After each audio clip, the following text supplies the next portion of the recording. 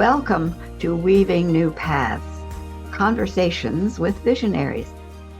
I'm your host, Grandmother Sharon Raji Maynard. Each week, we sit with individuals who followed a calling, who turned idea into healing, creativity, and change. Their stories remind us that every dream matters. You matter.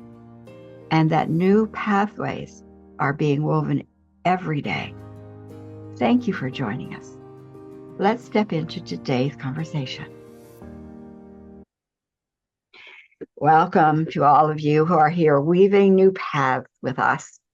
I'm your host, Grandmother Sharon Raji Maynard, and here we meet dreamers and builders who have followed an inner spark that brought new possibilities into form.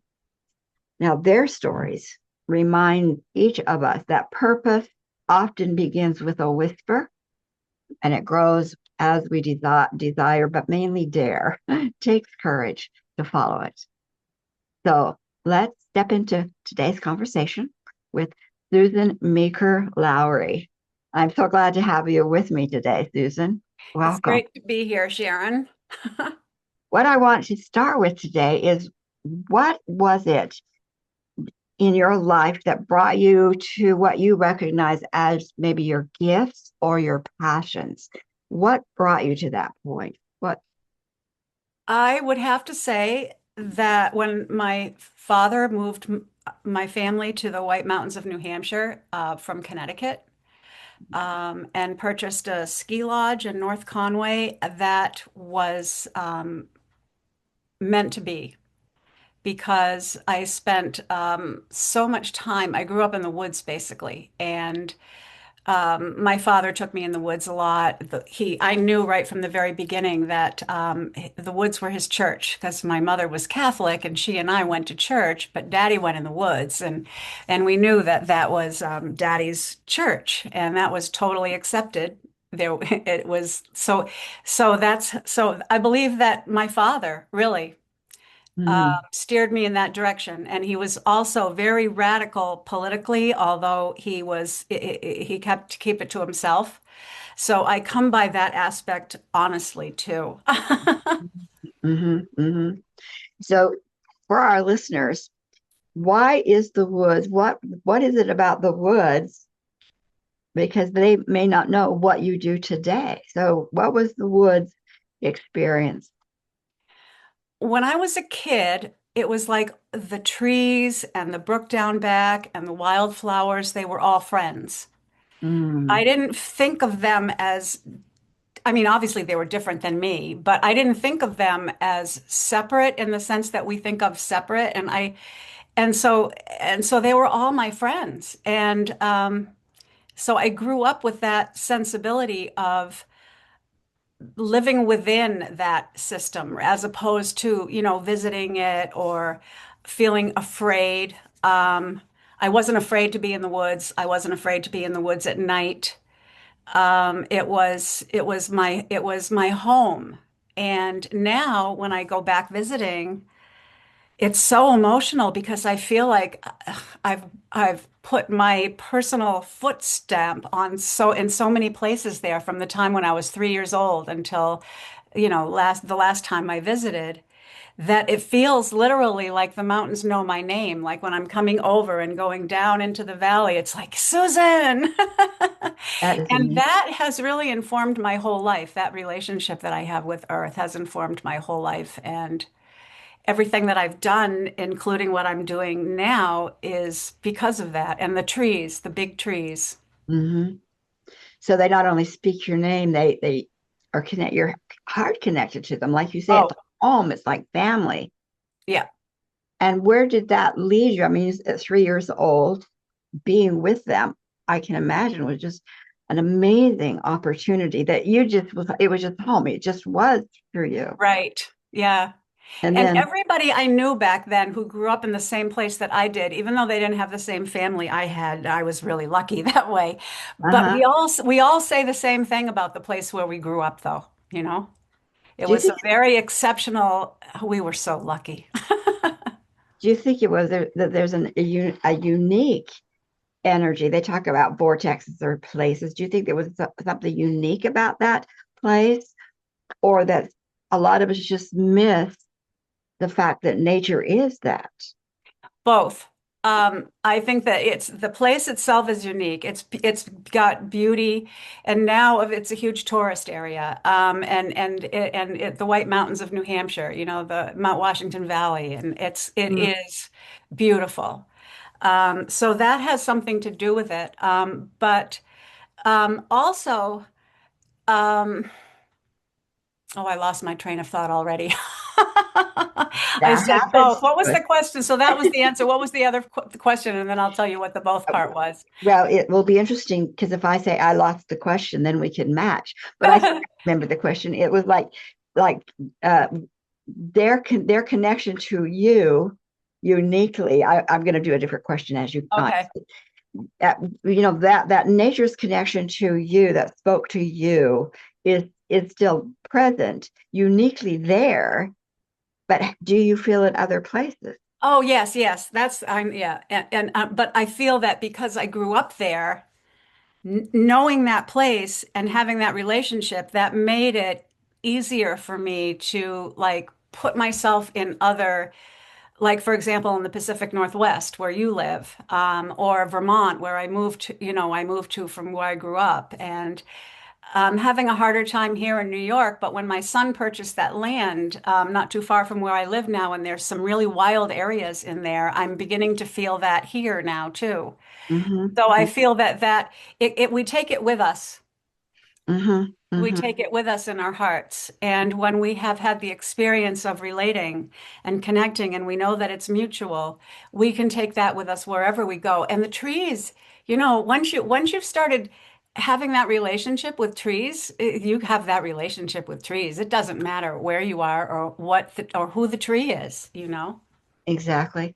I remember when I went to Boise in about 1983, before I was doing energy work, before I understood energy much. And I remember sitting and writing what came to be a poem, and it was like, what is it that that is connecting me to trees? Because that wasn't my church. It wasn't my leaning, but the connection to trees was so strong, and it was like that heart connection. So you were very, very fortunate in having that sense, and from very young age. Yeah, and I had it witnessed through my father. He was actually a tree surgeon. He worked for the city of Norwalk, Connecticut before we moved to New Hampshire. And when we moved to New Hampshire, he was like a private contractor sometimes. People would hire him to do tree work or like to see if a tree was going to be able to be saved or that kind of thing. And he actually turned down jobs if he felt that there was no good reason why somebody was wanting to cut a perfectly healthy tree. Um, Hmm. and when he did cut down trees, of course, this was the days before they did it all mechanically. He did it all with hand tools and climbing all the way up to the tops of the trees and stuff. And he used to like limb it and then limb it, like cut branches off. I realized, Yes. what did she say? Yes. And then to weight it to a certain way so he knew exactly where it was going to fall when he cut it. And he was always right, like within 6 inches. It was like and then I realized when I wrote my first book, and you'll always write it to somebody. And I realized that my father talked to trees, and he would never have said that, but that was what was happening. He would not have used that language at all, but that's what he did. And that's why I dedicated my books to him, to Daddy, who understands, because I knew, we didn't have that conversation, but I knew. That he would understand. Yes. And of course he's not here now, so he does understand now. Does understand. Yeah. Yes. Yes. What comes up for me is how um, often in life, what I found with my clients, maybe even myself, is that there's sometimes an expectation of who we're supposed to learn from. And if that person that we're supposed to learn from isn't there or isn't ready, we're in a very toxic environment. And Yeah. sometimes the very best we think we can do for each other, we're not able to do because we're still in that toxic box, if you will. But so if this person that life says we're supposed to learn from this way isn't there, or isn't there, maybe was never intended to be there, that often we then feel unhelped, if you will. But Hmm. I've always found that if you, okay, that isn't the person that's going to be helping me, and stay and look around, sometimes the person is always there. There's another avenue. There's always another place where there'll be help or support. But if think it has to look this way, like Hmm. your father had church, but your mother validated too that was his church. Yes, yes. Yeah. And if she'd held that you have to learn from church, this is where you learn spirit. This is what has to give you the voice. If that's what she had insisted in your home, possibly you would have missed the fact that your father had a connection to another flow of spirit that was more yours, maybe. I think you're right, actually. But my mother was an amazing woman, really. And I had a conversation with her after she died.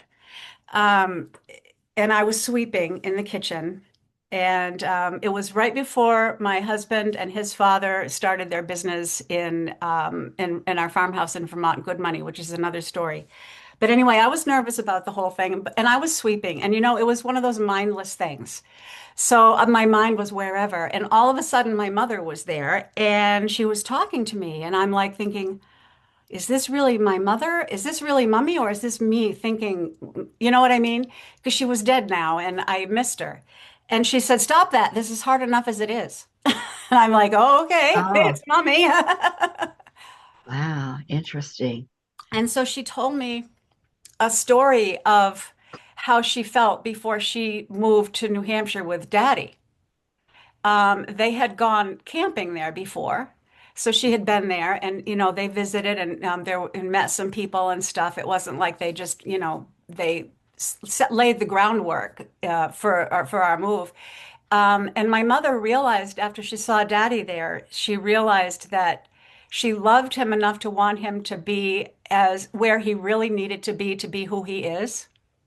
Mm, And so she moved there and she loved her life in Norwalk. She loved working for the phone company. It was a good job at the time. And her family was there. All of her friends from her whole life.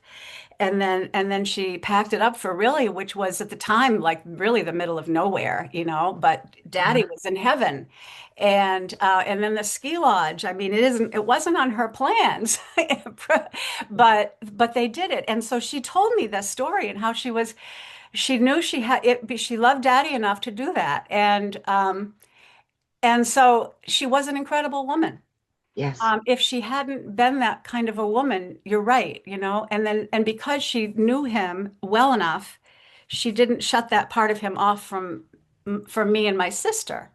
Mm, She was just fulfilling her duties as a good Catholic woman because there's all this heaven and hell stuff with Catholics, and she had a very strong faith.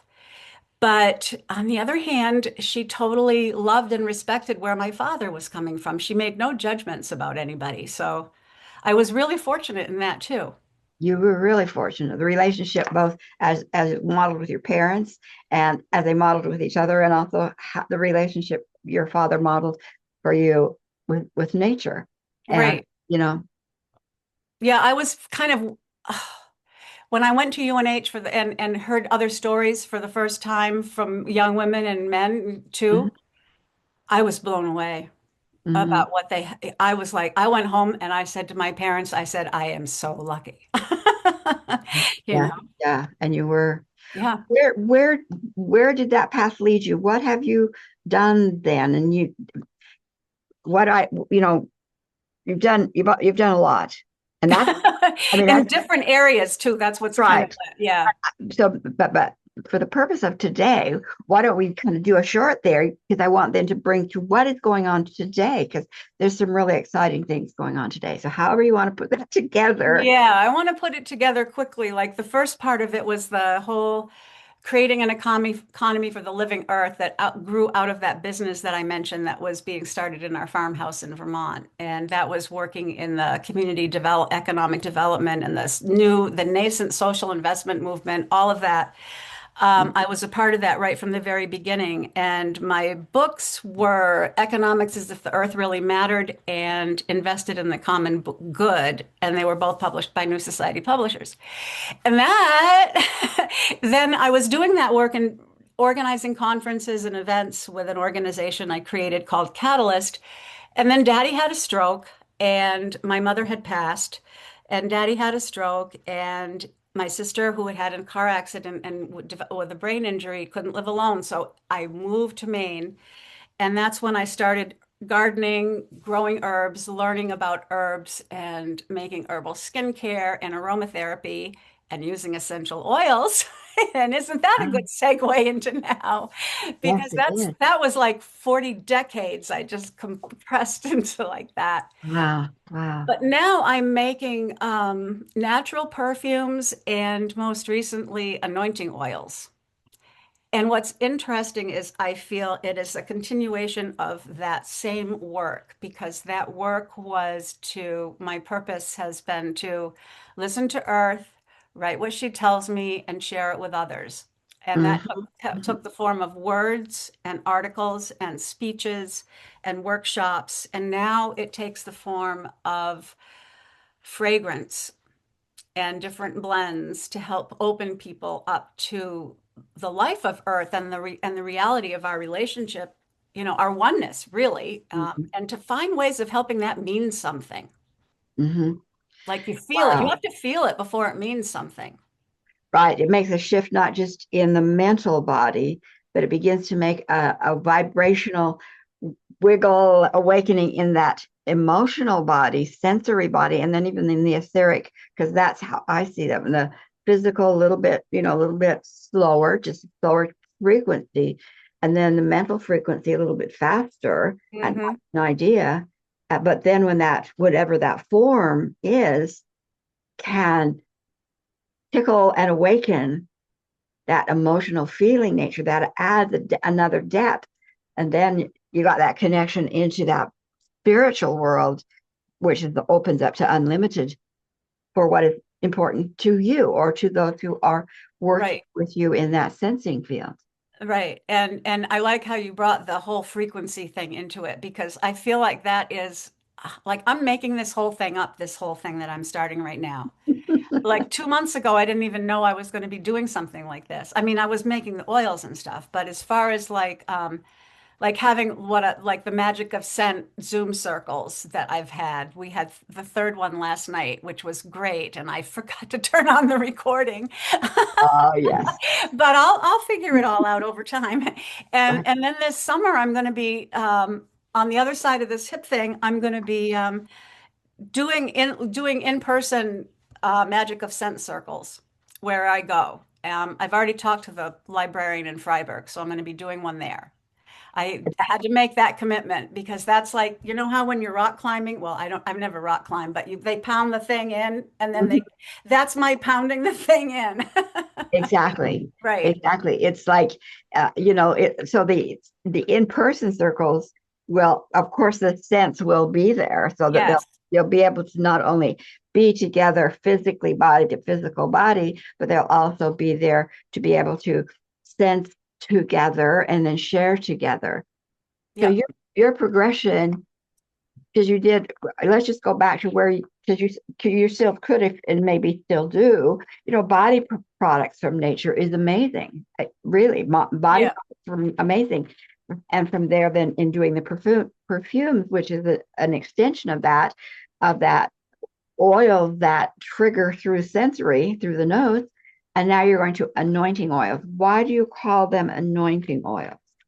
Because, well, the first of them, the first four of them, well, the first one, Heart's Desire, I created, I wanted to create for myself, I wanted to create a fragrance that I would over time associate with this project that I wanted to bring into manifestation. And so I wanted to use the fragrance as a tool to help in Mm. like an attractive force.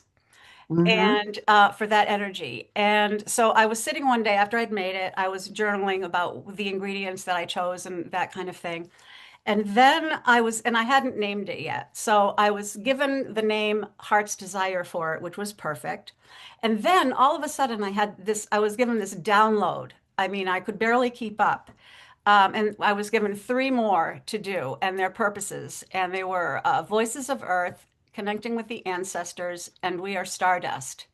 And I got the purposes of each of them, but obviously it was up to me to, you know, make the ingredients.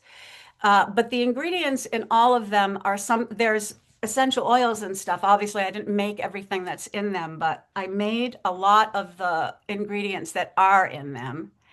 And all the ingredients were, well, all of my ingredients anyway, but they're all sourced from a lot of people I actually know and have developed relationships with over the years. The anointing oils, so they're created intentionally. They're almost assignments. They are assignments. Let's just put it that way. They're assignments. Mm-hmm. When when when anyway, what was it in the last election, okay? Lilith came in like full blown, like right there. Boosh! She's like right there. I'm like, okay, I'll do that right now.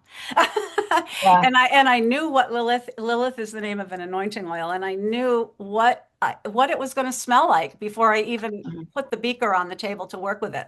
I just had to recreate what I already knew it was going to smell like. It was like, and then the next one was Guardians, and that's the one that has really made all the difference for me, and that's where all this stuff has come from. I mean, all this magic of scent circles is the reaction I've gotten from people who have experienced it Mm-hmm. Mm-hmm. For and me, how it got out there. The trees told me they wanted it to get out there to as many people, as many tree lovers as possible one mm-hmm. day as I was driving. And I obviously couldn't give it away. So I came up with basically a sliding scale. And the Guardians made itself, it's all over the country now. It's in the West Coast, it's in the Southwest, it's in the Northeast, it's in the Southeast. It's like it's spread around. And I got so many different responses, and they were all amazing stories.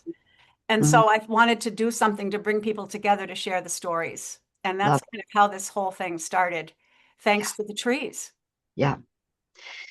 So, in my work, and you know this because shared with you too. When Lilith showed up for you, of course I knew of it, and Lilith for me is also very connected to Sophia, which is the voice of authority. Women have the voice of authority, and it's been lost and taken away from us for so long and returned. So when Lilith showed up, I mean, she's like, I'm here with Sophia. There's just no doubt about that. And so having that anointing oil come when it did, it was like perfect timing because what has happened out in the world is women are rising up. And in the past, we would have been crushed. But there's so many changes that's happening that could represent that Lilith oil represents. And then you add to that guardianship. Mhm.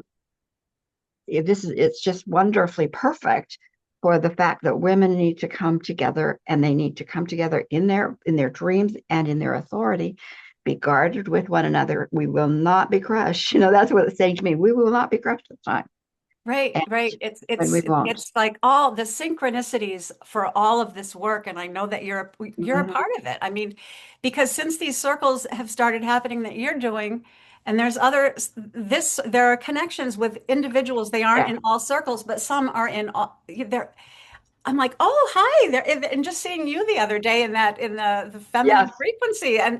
and you and Sandra, and the three of us were. How did they know to do that? I have no. Yeah. It's just like Yeah. that's what I saw. Apparently, your screen was different, but Yeah. um, I It's was like, collaboration. We're finally able to hold hands, yeah. network, collaborate because we're safe, because we have the voice of authority restored. So, Susan, right now, the circle, certainly the anointing oils, but how can the listeners connect with you that they can stay in touch, learn more, be involved?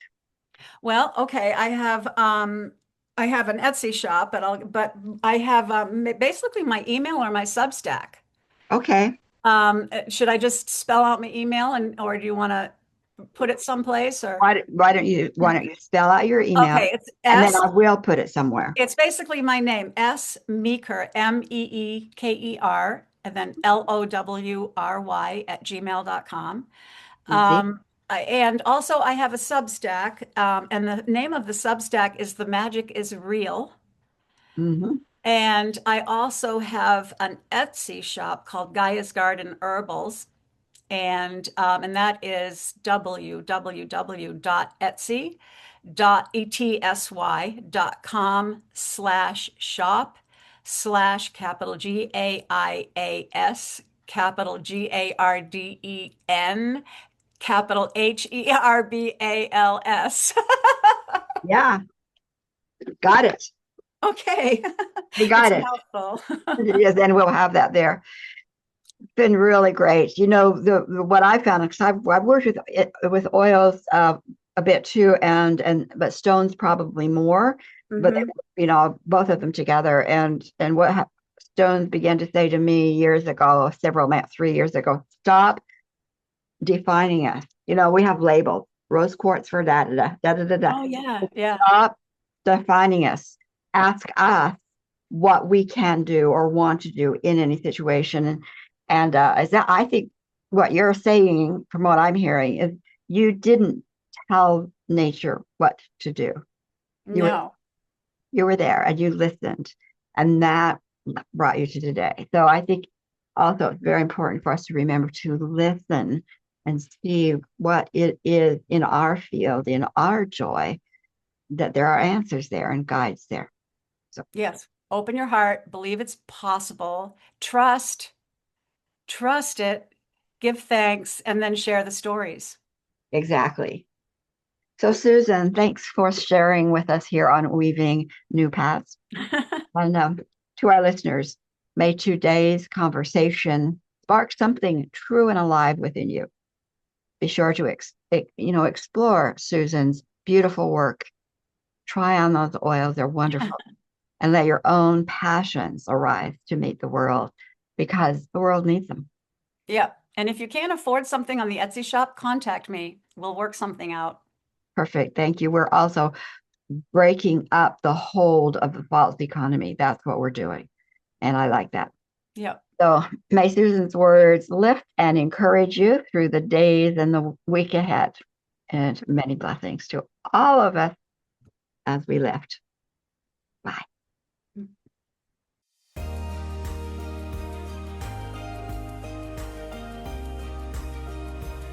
Welcome to Weaving New Paths, Conversations with Visionaries.